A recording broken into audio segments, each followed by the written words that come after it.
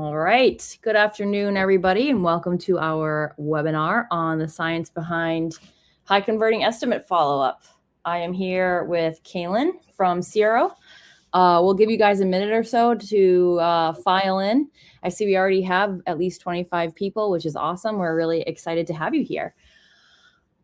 Okay. Caelahn, how are you today? Doing awesome.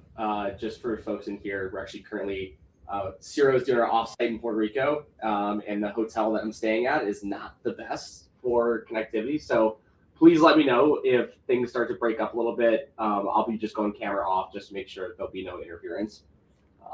But yeah, doing awesome down here in beautiful, humid, hot weather, which is great. No complaints. Yeah, so that's why Caelan's camera will probably be off for most of this webinar, but really excited to have you here, Caelahn. And in the chat, guys, if you've been to my webinars before, you'll probably know the drill, but I always like to ask you your name and your company and your role, whether you are, do you do appointment setting, dispatch, are you marketing director, are you sales leader, owner? We always have a really great mix. So I always like to see who we're talking to. And if you feel like it, in the spirit of this webinar, if you want to throw into the chat, what is your biggest pain point or your arch nemesis when it comes to estimate follow-up? We would love to hear that as well. The other thing I want to share too is in the past, or a lot of our webinars are very, they're pretty strategic. This webinar is going to be a little bit more of like a direct product walkthrough. The good thing is the Hatch and Siro integration is a way of scaling best practices. So even if you don't end up using the integration, you're still going to get a lot of value out of this because we're going to kind of integrate the best practices into each of these slides. So I see a lot of names coming through here. We've got Taj, Michael, we've got two Michaels messaging in at the same time. We've got customer success supervisors in Albany for energy marketing. We've got sales, we've got president, department manager, luxury bath.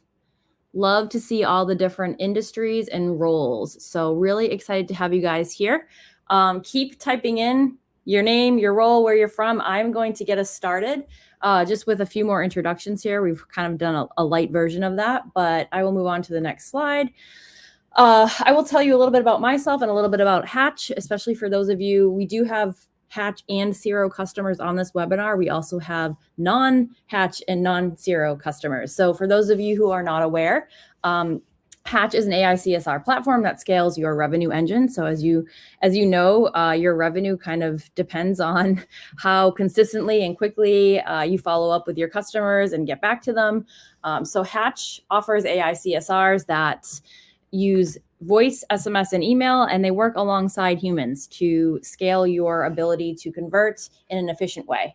And we do that for you in a proven scalable playbook so that you can rinse and repeat, essentially. So that is the quick story about Hatch. I'm Kristen. I'm the head of marketing. I've been here for about 3 years, and I love doing these webinars. So that's the quick gist of Hatch. Caelahn, would love to hear a little bit about you and a little bit about Siro.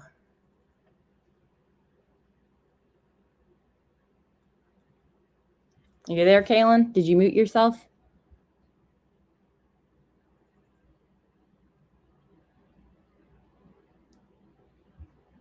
Okay, I'm not hearing anything, but it could be my microphone.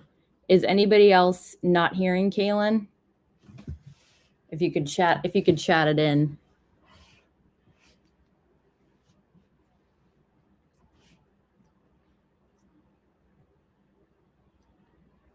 Okay, you guys can't hear either. Okay, good. Really, really long, awkward silence for me. I know that the chats take a second to come in. So just had a minor heart attack while I was waiting for that. Okay, Caelahn, we can't hear you right now, so you may need to like reconfigure your mic or something. We will come back to your slide once we can hear you. Oh, he's reconfiguring. Okay, we'll give him a second. He went on vacation at beach time. Yeah, I wouldn't be surprised, especially if he's in Puerto Rico.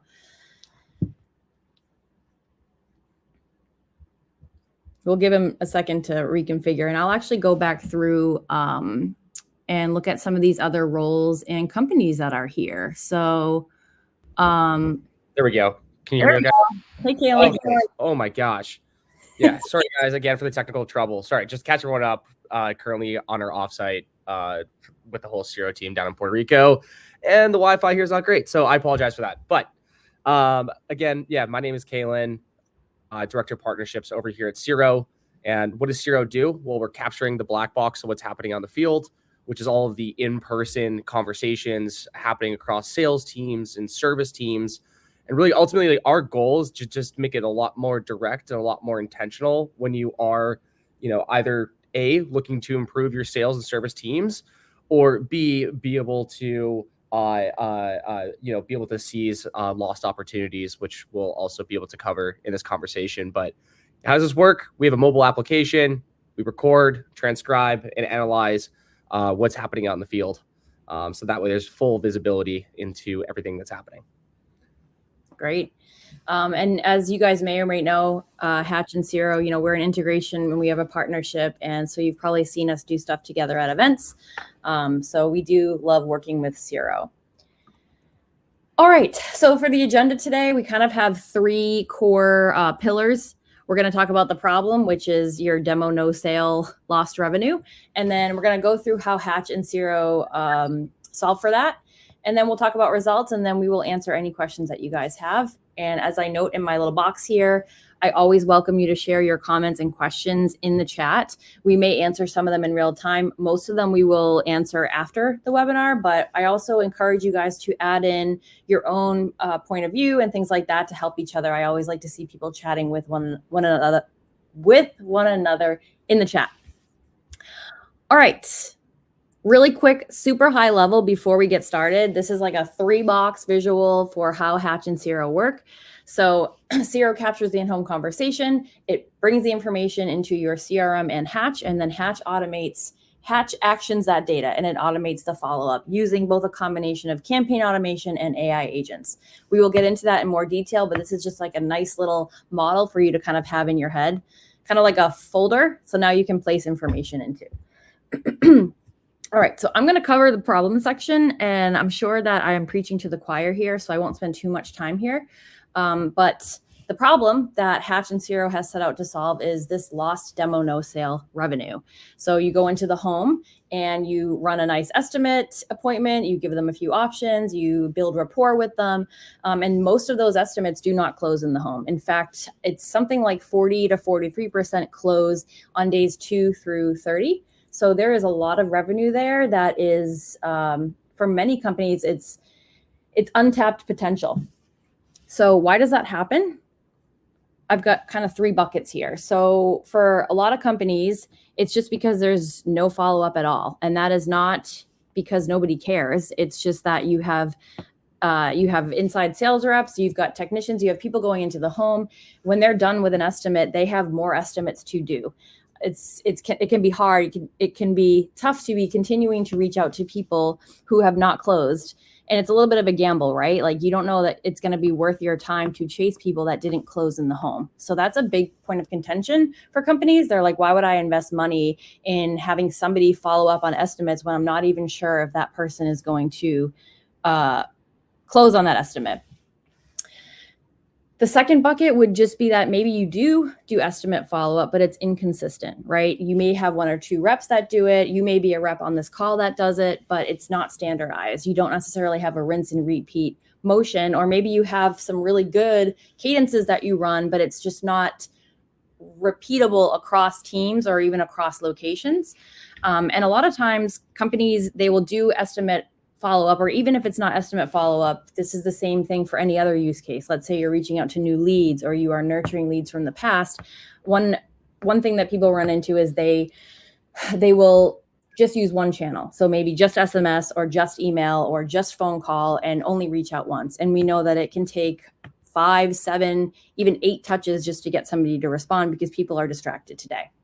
So first bucket, sometimes companies don't do any follow-up at all. Second, that you may do follow up, but it's probably inconsistent and not standardized. And the third bucket would be maybe you're doing follow up, but some of that rich in-home conversation information is not making it into the follow-up conversation.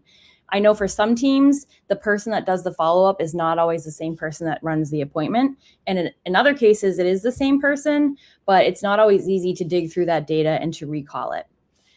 The other thing I do want to say here is that we do have a lot of we have a lot of great teams on this call that do really great estimate follow-up. So again, this integration is a great way to scale what's already working for you.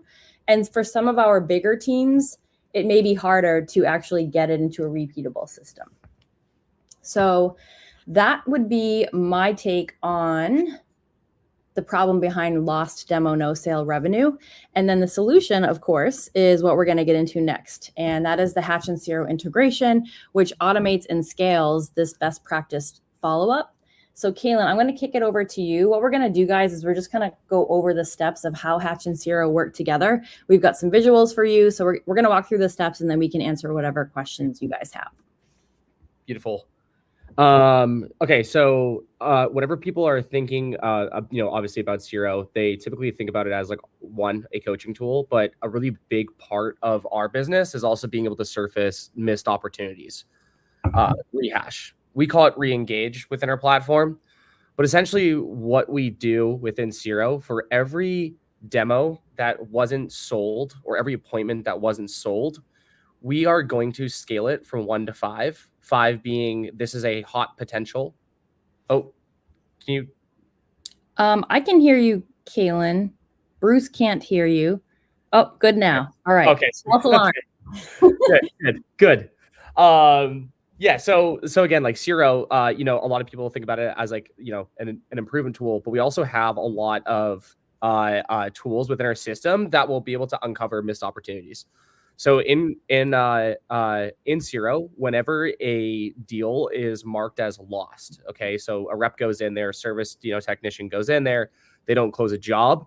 What we're going to do automatically after that appointment, call it 5 to 10 minutes, is we're going to rate that appointment 1 to 5. 5 being this is a very, very hot lead. Please rehash this. Please re-engage this. And then 1, obviously, being, this is something that we should not be prioritizing. So all this to be said is that for every single lost deal, what Siro will do is we will prioritize the most important leads for you to go after based on the in-person conversation. And then that will also eliminate a lot of the guessing work that I know a lot of folks are doing is like, okay, well, we heard this appointment went like this. We should probably target, this account, this customer. We give you the matter of the fact from the conversation. And there's different buckets that we'll do, that will break it into on how we score that. But I gave an example here. This is a real example where in one of our, one of our customer environments, we're looking at 3,120 opportunities totaling about 45 million. So again, like as soon as you start recording within Siro, I know a lot of folks in here also use Siro.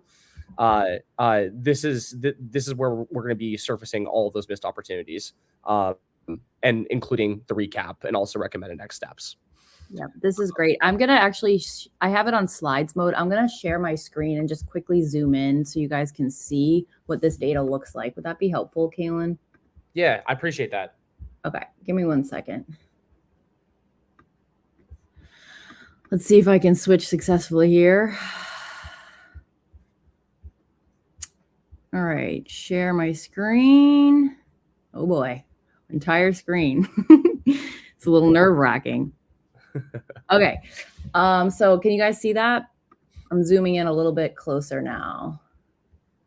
Yeah, so you can see we get down into the fine details, and obviously we want to give you guys a quick, synopsis of, hey, like what actually happened in this appointment, what was actually offered, and you can see that we actually get right in the nitty-gritty of, obviously the count of windows, also the types of windows. This is like, a Windows example.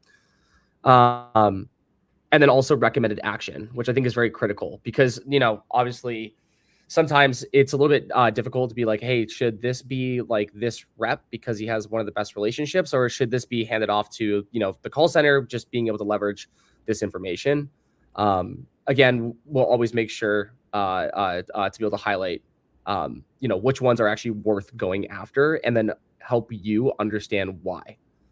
Yep. This is great. I'll keep it on this mode for the second slide too, as well. Sounds good. And I like how there's like this revenue potential up here and you get a full, it's like a snapshot. I mean, you can go into the details, but you get a snapshot of like, what is your rehash revenue potential? Exactly. Cool. Exactly. All right. So this is the next one. And then when we actually click in to, you know, a missed opportunity. So if you click into one of the ones that was just on the previous slide, if you actually click into that recording, this is what's going to happen. Is we're going to give you the recap, but then we're going to actually start structuring very critical information, such as, hey, what was the first price quote that was mentioned by the rep? What was that number? And what was the final price number? So this also helps give a lot of better, you know, obviously better visibility into like the discounts that were offered. But again, high level, it's like we want to make sure that we're going to be structuring this information. We can also go over financing details. We also do commitment, which is actually analyzing the customer specifically of what is their level of interest in being able to move forward with this project. And then we'll also have main objection. And then what I think is the most important is the emotional tie. Being able to actually understand what emotionally is driving this customer to buy. So again, what Siro will do is we'll not only help prioritize, but we'll give all of like the details of what should be spoken about when you're re-engaging and rehashing with that customer. Yeah. That plays into the next slide, which covers how that data then enters into your CRM and Hatch. Yes. Do you want to cover this one too, Caelahn? Yeah. I mean, I can like talk about this. I think, yeah, we'll do, I'll do a minute here. Okay. So what happens, or like here, like the bridge between Siro and Hatch is actually the CRM. And what I mean by that is Siro, we live on the appointment and the contact record of all like the leading CRMs. And Hatch, obviously, is also going to be accessing that content or contact information. So what Siro will provide to be able to put into the Hatch bots is the information that we structure that I was just going over in the previous slide. So as you can imagine, every buyer is going to have a different emotional tie. So in order to actually get that personalization in there, well, we're going to inject the emotional tie directly into the Hatch bot. Yep, exactly. Financing, main objection, you'll see all of these right here. Yes, Siro does sync with i360. Yep. And for those of you, there's a few questions that we can address right now. So somebody just asked if Siro syncs with i360. Yes, and Hatch does as well.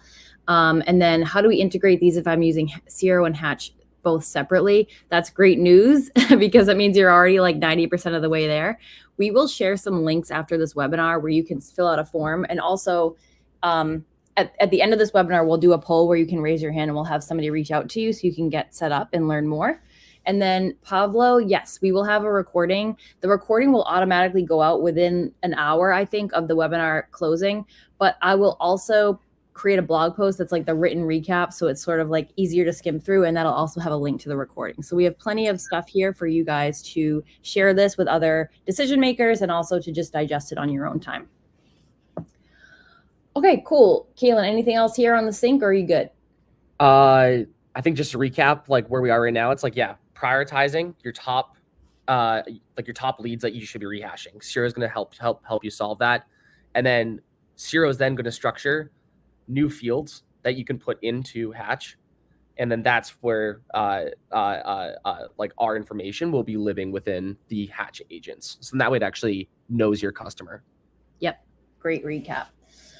Okay, I'm going to keep it on the slides because I'll probably want to zoom in on my Caelahn and I, when we were doing like the landing page and the ebook for this, it was tough because the real value is in like the conversation details. And we try to make it easy to understand without giving you too much information. So I'm glad that I'm doing this so we can zoom in.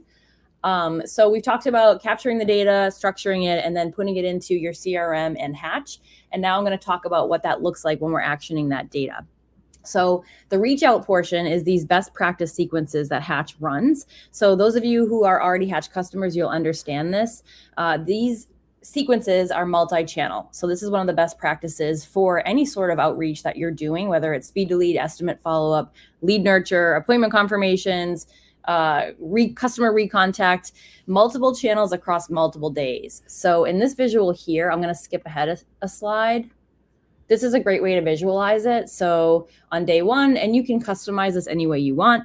Let's say you want to send a text, a call. If you want to send a text and an email on day one and make a call, right now you have the option to actually have a notification come up to tell you to make a call. You can also do a ringless voicemail drop. So it appears as a missed call. It does not ring on that person's phone. It appears as a missed call and a voicemail. And very soon we are going to be doing outbound voice AI, where you can add an outbound voice AI call as a step to any of these campaigns. We've got templates in here, best practice templates based on the use case. It's different for speed to lead versus estimate follow-up, all the different use cases, and you can customize those to your liking as well. So what's going to happen is the information has synced to your CRM and to Hatch. What's important to know here is that the campaign is actually not, it's not a, the initial outreach message itself does not include information from the in-home conversation. So, I mean, I think that would be a great thing to have in the future, but what we have found, and I'll skip ahead to slide 15. We'll get back to this slide so you can better understand the full picture. Our outreach templates are pretty general, and we have found time and time again that this actually works best. So we have a few different angles that you can take. For some estimate appointments, it's more of like a customer experience thing. My job is to make sure you had a great experience. Tell me about it. Did you have a good experience or not? And that just, the idea is to get people to talk and to just share their feedback. And oftentimes those objections come up, because objections are really something you want to embrace and get people talking about, because that helps to move the conversation forward. So that's one angle you can take. Second angle is a little bit more direct. I was looking at your quote and I wanted to see if you had any questions. A nice, somewhat assertive, but still respectful. Did you have any questions? And then this one is pretty similar. Are you still considering moving forward, or has anything changed? So this is, again, just the first message in the sequence, and it's one channel. So maybe your SMS says this, maybe your email is a little bit longer, and maybe your voicemail is a little bit different, but the sequence continues. So this should help you understand that the automation part is still more of like the best practice. You can kind of use this across different use cases. You can use it for whether you're doing an HVAC estimate follow-up or a plumbing estimate follow-up. It's pretty versatile. So what happens is, this is like a screenshot sort of what the sequence looks like on the back end. If you're in Hatch, I mean, I add a little bit of color here, but if you are, or a little bit of the green boxes you don't see in Hatch, but this is just for little notations for you. So you'll see something like, okay, your Hatch campaign is firing. This is the SMS and this is the email. If you had a voicemail, you'd see that too. And the note here is that the campaign will keep firing until the person responds. So the value here is that you are not having to do the chasing. Hatch is doing the chasing for you, which is a really big pain point for a lot of teams. Day 2, this is what's happening. Maybe day 3, whoops. Let me also just check the chat here and see if there's any questions. Can you customize this outreach sequence per job? Yes, you can, Heather, you can customize the outreach sequence in any way, shape, or form that you want. A lot of people will say, like, you know, here's our estimate follow-up campaign for this particular type of sale. Here's our estimate follow-up campaign for this sale. Different sales. Maybe one is HVAC, one is plumbing. Or per location, or, you know, there's a bunch of different ways to do it. One other thing too, to help answer your question, is when you create your audience, this is when you're deciding who should this campaign go out to, because that way you're not re-uploading a new list every time. You create your audience, so it's a workflow. Once somebody meets that criteria, they will enroll into the audience and then enroll into the campaign that you matched with that audience. So here is where you would say, like, okay, is their estimate status, is it open? Has it been open for 7 days? And then you could say, is like the business unit this, job type this. So there's a lot of different ways that you can customize it. So what's happening here is the campaign is firing and it keeps going until the person responds. And this is when the AI agent jumps in. So this is Hatch at a very high level. You have your campaign automation, and then when somebody responds, that's when your AI agent engages. All right, so we covered these, So this is a great visual that kind of shows you that in traditional Hatch, if somebody has responded to your outreach campaign, way back when, it was up to you as the human to field that response, and then you could engage right in the platform. And you can still do that today, but this is one of the biggest benefits of Hatch AI, is that it handles all of those responses. So Hatch was helping you to 4x your outreach without having to 4x your team. But one thing that was happening was a lot of people were getting kind of backlogged on responses, because it was actually a good problem to have, but you had too many responses coming in. So Hatch AI is a great tool for managing these responses and these high volumes of conversations. And even without Siro, you can customize your AI agent with all of the business knowledge that you want. There's a business profile where you can fill out basic information, detailed information, FAQs, zip codes, things like that. And then you have a detailed script that you can tell it, how to answer certain questions, what you want it to do. We have templates for that, but you can also customize them according to your business and processes. So what's happening now is automated campaign goes out, customer replies. Now the AI agent is activated. Without Siro, it'll say things and answer questions based on your guardrails and your business knowledge. So for something like speed to lead, your AI agent can oftentimes take the conversation further, where they know how to qualify, they can politely part ways with somebody who's not qualified, and they can also book an appointment with somebody who is qualified.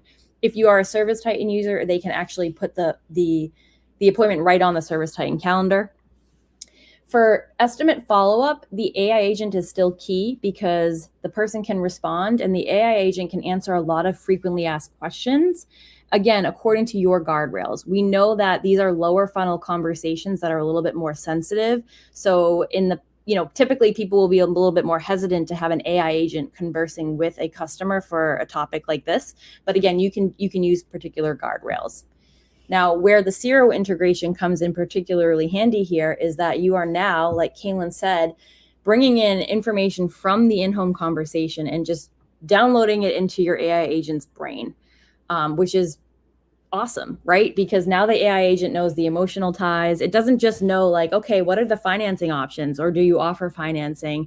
And is the quote, how long is the quote good for? It can answer those questions, but also this agent can now bring in elements from the conversation. So here's a quick example. Greg says, no questions right now. We're still looking at, not Greg. The sales rep or the agent is Greg. And the customer says, no questions right now. We're still thinking about the price. And now the agent can say, understood. Since you mentioned the upstairs being brutal in the summer and your energy bills keep climbing, there's a utility rebate expiring end of February that would knock off about $1,800. Want me to send over the details? So this is one quick example. I have another slide that can give you some more examples. One other quick thing to note here is that the customer does not see an AI icon on their phone or on their email. This is just for you to be oriented. And then when you're in the Hatch interface, you will see an AI agent, because then you can see, since in Hatch, AI agents and humans are conversing with customers together, you can get a clear idea of who was talking when. All right, I've been talking for a little bit here. Any questions so far, or does this all make sense? And Caelahn, feel free to chime in if you have any questions or commentary. Yeah, I was just going to chime in here. Just with Siro, again, like being able to help prioritize these leads, like with that scoring mechanism that we have, where we score 1 to 5. What we are passing Hatch are the opportunities that are 3 and above. So think of these again, the leads that we've identified from, or like the leads that we've identified from the in-person conversation. These are the hottest leads to be able to go after. And obviously we just want to make sure that, hey, like we want to know our customer, right? And the customer wants to feel like they, that we know them as well, right? So like really just doubling down there, just like on the prioritization of which leads we are going after, and also then passing over the information to, what you see here in the gold text. Yep, exactly. Dan wants to know, how does the AI agent know there is an $1,800 rebate? So that's a great question, Dan. I probably should have had a back end example of a script, but well, there's in your AI agent's brain, the brain, there's a script that you give it that's like instructions and things like that. Then there's a structured business profile that has fields for your business information, as well as the section for like FAQ, as well as document upload. So let's say you wanted to have it to have that much detail, you could upload a document or add an FAQ for, let's say it's a time sensitive offer. You can add that into your AI agent's brain. And then once it's done, you can update the AI agent's brain so that it's no longer talking about that offer. And then Tori says, do you prompt AI with your own responses? I think, Tori, if you're asking, like, it sounds like you're asking, like, do you tell the AI exactly what to say? Can you clarify that for me? I'm going to start answering as if that's what you're saying, but feel free to clarify. The way that this AI works, it's generational, conversational, generational. It's a millennial AI. It's generative conversational AI. So you give it the knowledge about your business and you give it instructions about how to talk and what information you want it to gather. And then it'll use that information to then generate replies, just in the same way that ChatGPT will do, if that makes sense. And then once you kind of build your AI agent, there's like a test window and you can check to see, is it answering the way that I want it to answer? And before you launch it, right? Because you always want to test it out. So you have that option. And then once it is live and in the wild, you'll monitor the conversations to see, is it behaving the way I want it to? And every so often it may kind of miss the mark on something in the same way that a human might. And then once you see that, you just make an adjustment in the back end script, and it only needs to be told once, and it carries on its merry way. All right. This is one more example of like just how the AI agent would use Siro data. So, instead of something like, when would you like to move forward? It might mention the timeline. Instead of saying like just one specific product about triple pane glass, it might talk about exactly what somebody mentioned in the in-home estimate that would make this a relevant topic. And then instead of generally asking, are there any budgetary concerns holding you back? It might mention something brought up in the conversation, like college tuition or something like that. Like a really good example of this also, like this is just like a real use, like this is a really recent one that just happened, was rep goes in, window, it was like a window job. And in the conversation, the rep did not like log anything about the customer losing sleep because bugs were actually crawling through the window. And yeah. But just to talk about like how intelligent this is, it was it actually like did a follow up saying, hey, like I know that that you're losing sleep, or like our rep mentioned that you're losing sleep. Is this still an issue? Like is this something that we would like? This is something that we would love to be able to help with. Mm-hmm. Like that's just like an example there. Again, it's like a detail that would have gone missing. But again, since it's captured within Siro, we're able to deliver on that. Yep, exactly. And one thing too on that note is like you can tell your AI agent. Some companies like to say, I want to create an AI agent that is sort of like the follow-up person of me, the follow-up version of me, right? So maybe Alex goes into the home and does an estimate, and then you create an AI agent that's like, hey, it's Alex, or the campaign is like, hey, it's Alex, just checking in to see how it went, blah, blah, blah. You can do it that way, or you can just say like, it's a separate person. Hi, my name is Melanie, and I am checking in to see if you had a great appointment. And that approach tends to resonate well with a lot of our customers, because customers oftentimes are more likely to provide feedback if it wasn't with the person that was actually in the home. Okay. Dan wants to know what happens if the customer has questions that the AI cannot answer? Are they handed off to a real human in the office? If so, how often does this happen based on whatever data you have been able to collect? Dan, this is another great question. So you will set the guardrail so that if the AI does not know the answer, it will escalate it. So you can have transfer rules in the agent instructions. You can also tell it, like, you do not answer questions about X, right? You do not talk about pricing, things like that. So you can create those rules as to how, like, what's the threshold at which point you transfer to a human. And of course, for estimate follow-up conversations, it might happen more quickly than for, say, speed to lead conversations. Okay. Can this integrate with Rilla? Hatch only integrates with Siro. Justice. And then Caelahn answered Bruce's question, I think, or actually asked for clarification on the keyboard and iPad. So we'll wait for clarification on that. And in regard to your question, Dan, here's, this is like a super simple visual, but you can see in the back end when the transfer happens. When you look at the conversation log in Hatch, you can see, okay, this person asked for this, and then the agent transferred it to a person. All right, results. Caelahn, I've been talking for a while, so if you want to speak to some of these, have at it. Yeah, no, I'm super excited about this. Because I'm a big believer. It's like, okay, what's like the proof in the pudding? Like, is this actually doing, a big lift? Yeah.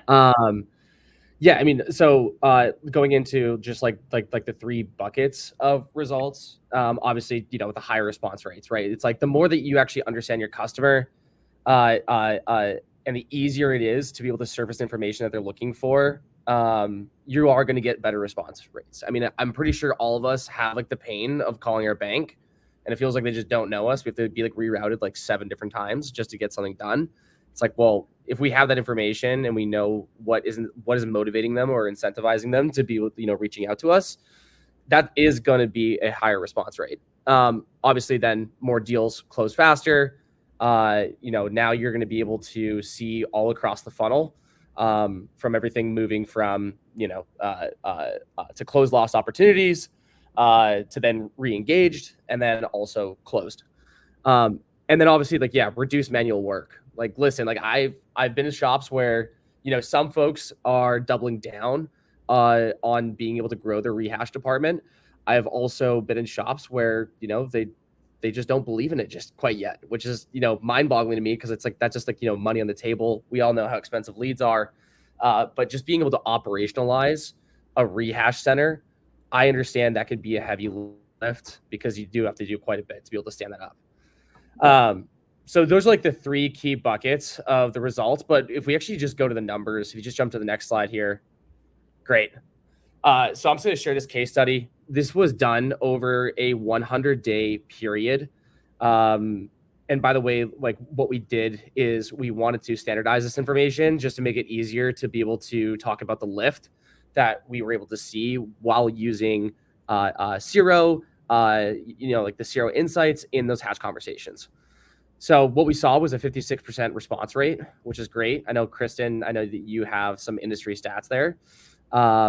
77 influence sales. I think this is very critical. And, why did this happen? It's because, again, Siro is going to be prioritizing the ones that should be acted on, the ones that are very hot, the one that the customer has indicated that they want to still move forward, but we just need to re-engage them. But yeah, like, we're able to get 77 influence sales. And like, what this actually translated to was $2 million in influence revenue, literally in 100 days, just being able to stand this up. And I think one really key detail about like this case study is that, rehash was something that they were doing. And, this company obviously is a very big believer in it. But they didn't have to touch anything. When this system was up, this was automated rehash. And like, the stats here, obviously just speaks for itself. Kristen, I don't know if you want to be able to just talk about like the industry rate, especially for response rates, but yeah. I had a couple of thoughts. So the first one, actually, back on this slide too, you're getting higher response rates, because you are providing more personalized information, But there's two other aspects of that. And the first one is that the agent responds right away, no matter what. So in the past, when your automated campaign was going out and people were responding, you would have an influx of responses and you had a lot of responses to manage. Yes, it was all in one place. And yes, it gave you a better place to kind of streamline your work, but there were still bottlenecks happening. And we see it time and time again that the average first reply time, so not the outreach, because the outreach happens automatically, but the average first reply time for bots is like, less than 5 seconds, whereas for humans it can be up to 15 minutes if you're juggling multiple conversations at once. So being able to respond right away as soon as the customer texts you throughout the conversation, and whether that's email or text, that's a huge advantage. And then also even taking it back a notch to the actual outreach itself. So it's one thing to get the person while they're on the conversation, but to actually get them to respond using that multi-touch outreach is really key. So Caelahn mentioned some benchmarks. For a campaign like Speed to Lead, response rates can be higher, between, I think the 60, I think it's like 60 to 65 as like an average, which is like, okay, that's average. But we see when people employ best practices, you can get your response rates anywhere from 70 to 80%. For estimate follow-up, it will be a little bit lower. So this is actually this is saying that 56% of people responded to the campaign, which is right up there. It's a great indicator that the messaging is resonating.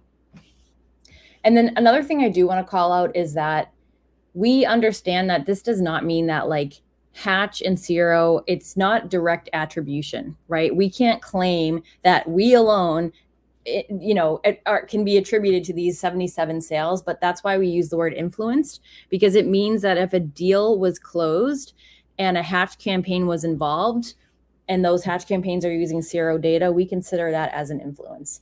And the other thing to mention is we are going to be coming out with some more features in the future on being able to configure your attribution window. So you can say to Hatch, okay, I want to only count deals where there was a Hatch campaign involved in the last 30 days or 60 days or 90 days. Okay. And then Michael, this is a great question. Can you tone back the instant response from the bot? Yes, you can tell it there's a bar where you can like slide it to take it a little bit longer to respond so that it's not so robotic. So that's a great question. Okay. We have gotten through how the integration works. We've answered some questions along the way. I'm going to check the Q&A tab here. Robert wants to know, can you define rehash? Caelahn, want to take this one? Yeah. So this is people that you have had reps go out and engage with, like customers that did not ultimately move forward with you that particular day.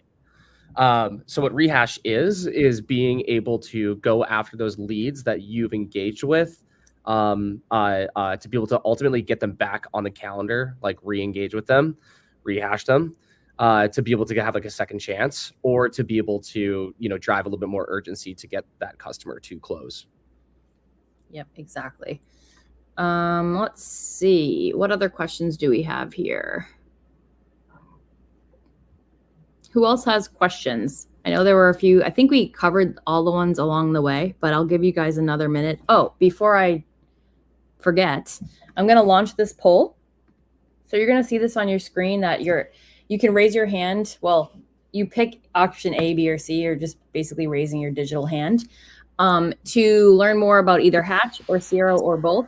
And again, even if you're an existing customer and you want to actually put together the two platforms, or maybe even if you're an existing customer and you have a question about something else in your account, this is a great opportunity. So raise your hand and we will be sure to have somebody reach out to you, whether that's your account manager or a sales rep or the best person for your particular scenario.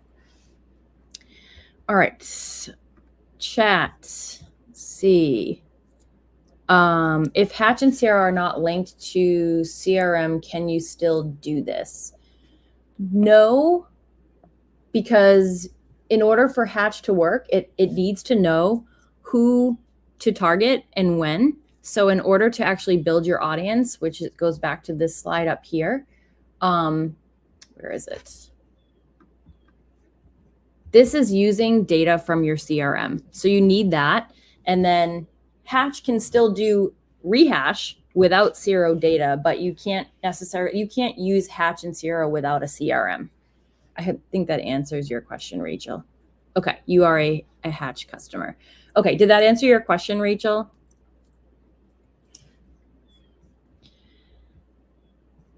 I'll give you a minute for the chat to come through. Oh, you're a Hatch and Siro customer. Well, that's great. Yeah, let me know if that answered your question, and if it didn't, feel free to reach out, and we can answer it in more detail. As a reminder, you guys will get the recording of this webinar within about an hour. We will send out a blog post with the written recap and the recording, and we'll also include a lookbook in there. It's similar to this slide deck. It's just a little bit, I think it's a little more deep. Actually, this slide deck might be a little more detailed. So either way, we'll give you guys this resource so that you can have plenty of visuals if you want to digest them or share them with somebody else on your team. And Rachel, okay, sounds like you'll probably need a little bit more detail. Is there any more charge? We are both Siro and Hatch customer. Roger, it sounds like you're wondering if you're a Siro and Hatch customer, would there be an additional cost? Since Hatch is usage-based, it might impact your usage if you're getting more conversations based on it. But Caelahn, I don't believe there's like an additional fee for setting up the integration. Is that right? Nope, there's not. Yeah, okay. There's no charge. And actually, one thing that I will say as well, which I think is great, again, like just because Siro's doing like the work of being able to help prioritize leads. It's being a lot more thoughtful on the usage within Hatch as well. Yeah, that makes sense. Yeah. Cool. Well, I think that's it. Caelahn, really appreciate your time today. Any final comments, or feeling good? Feeling good. I'm really excited about this. Like, this has actually been like, like a really fast moving integration that a lot of folks are loving. So it's just been great to be able to obviously work with the Hatch team. Feels like we are very, very close with the team over there. So I really appreciate you being able to put this together, Kristen, and I really appreciate everyone's time for being able to jump in here. And again, apologies for the camera off. But as you could tell from some of the missteps in the beginning, the Wi-Fi is not the greatest. We made it work though, and I'm excited for you to now go do something like on a beach in Puerto Rico. So yeah, the whole team is out there right now, which is great. That's awesome. All right. Well, thank you everybody for your time. Stay tuned for the recap and the recording, and let us know once you get the email. You can reply back to the email too with any questions that you have. So thank you so much, everybody. Awesome. Thank you, everyone.